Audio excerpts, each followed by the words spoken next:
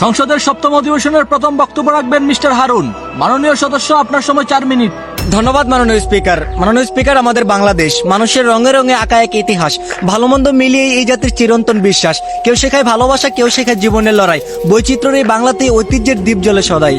কিন্তু দুঃখের বিষয় মাননীয় স্পিকার, আমাদের দেশে শান্তির বড় অভাব। শান্তি কোনো টাকা দিয়ে কিনতে হয় না, তাও মানুষ শান্তি খুঁজে পায় না। মাননীয় স্পিকার, আমাদের দেশের আইন শৃঙ্খলার পরিস্থিতি এতটাই সংকটাপন্ন হয়েছে যে দেশের সর্বোচ্চ গুরুত্বপূর্ণ এবং সংবেদনশীল যোগাযোগ মাধ্যম অর্থাৎ প্রধানমন্ত্রীর লাল টেলিফোনের তার কেটে বাঙালি দোকানে বিক্রি করার মতো দুঃসাহসী ঘটনাও ঘটেছে। রাষ্ট্রের সবচেয়ে সুরক্ষিত স্থাপনাগুলোর মধ্যে রয়েছে জাতীয় সংসদ ভবন, আর সেই সংসদ ভবনের রেস্ট রুম থেকে উধাও 1343টি কপার বাসবার, যার সরকারি মূল্য প্রায় 2.5 কোটি টাকার মতো। মাননীয় স্পিকার, যে রাজ্যের রাজবাড়িতে চুরি ডাকাতি হতে পারে সেই রাজ্যের সাধারণ প্রজারা কতটা নিরাপত্তায় আছে তা হয়তো আপনার আর আমার জানার বাকি নেই। আজ দেশের প্রতিটা শহর, প্রতিটা এলাকায় চুরি ডাকাতি ছিনতাইয়ের ঘটনা ঘটে যাচ্ছে। শুধু রাস্তাঘাটে নয়, নিজের ঘরেই মা বোনেরা ধর্ষণের মতো জঘন্য কাজের শিকার হচ্ছে।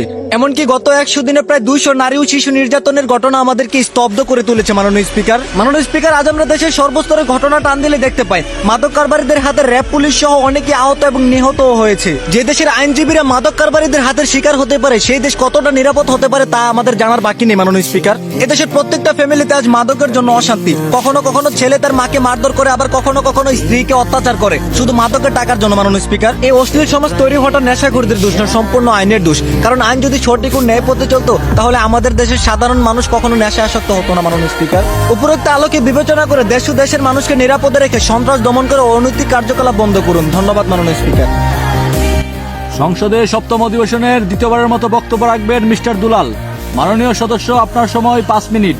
ধন্যবাদ মাননীয় স্পিকার। মাননীয় স্পিকার, আজ আমি এই দেশের ঘটে যাওয়া কিছু হৃদয় বিদারক ঘটনা ধাপে ধাপে তুলে ধরতে চাই। মাননীয় স্পিকার, গত কয়েকদিনের গণমাধ্যম এবং সামাজিক যোগাযোগের মাধ্যমের দিকে তাকালে আমরা দেখতে পাই সাধারণ মানুষের নিরাপত্তা, স্বাস্থ্য ও নৈতিকতা এবং অর্থনৈতিক জীবনের এক চরম বিপর্যয় চিত্র ফুটে উঠেছে, যে চিত্র আমাদের দেশকে ধ্বংসের দিকে ঠেলে দিচ্ছে। মাননীয় স্পিকার, 1 নম্বর, দেশের স্বাস্থ্য খাতের চরম বিপর্যয় এবং হামের উপসর্গে শিশুদের ধারাবাহিক মৃত্যু। মাননীয় স্পিকার, অত্যন্ত দুঃখের সাথে বলতে হয় যে এই অত্যাধুনিক এবং আধুনিকতার যুগে এসেও আমাদের দেশে হামের মতো একটি প্রতিরোধযোগ্য রোগের উপসর্গে গত 24 ঘন্টায় 8 জন শিশু এবং গত 3 মাসে 600 জনের অধিক শিশুর প্রাণহানি হয়। মাননীয় স্পিকার, এটি কি আমাদের দেশের স্বাস্থ্য খাতের উদাসীনতা আর আধুনিকতার টিকাদান কর্মসূচির অবহেলা এবং দুর্বলতার কারণে অকালে ঝরে যাচ্ছে হাজারো শিশুর প্রাণ? মাননীয় স্পিকার, 2 নম্বর, সড়ক ও নৌপথে লাশের মিছিল। মাননীয় স্পিকার, গত ঈদুল আজহায় মাত্র 13 দিনে সড়ক দুর্ঘটনায় ঝরে গেছে প্রায় 281টি তাজা প্রাণ, যা প্রতিটি পরিবারে ঢেলে দেয় সুখের ছায়া। মাননীয় স্পিকার, ফিটনেসবিহীন যানবাহন চালকদের বেপরোয়া গতি এবং প্রশাসনের নজরদারির অভাবে আমাদের যাতায়াত ব্যবস্থা আজ এক মৃত্যুর ফাঁদে পরিণত হয়েছে। মাননীয় স্পিকার, 3 নম্বরে, অর্থনৈতিক মহাসংকটে বাংলাদেশ,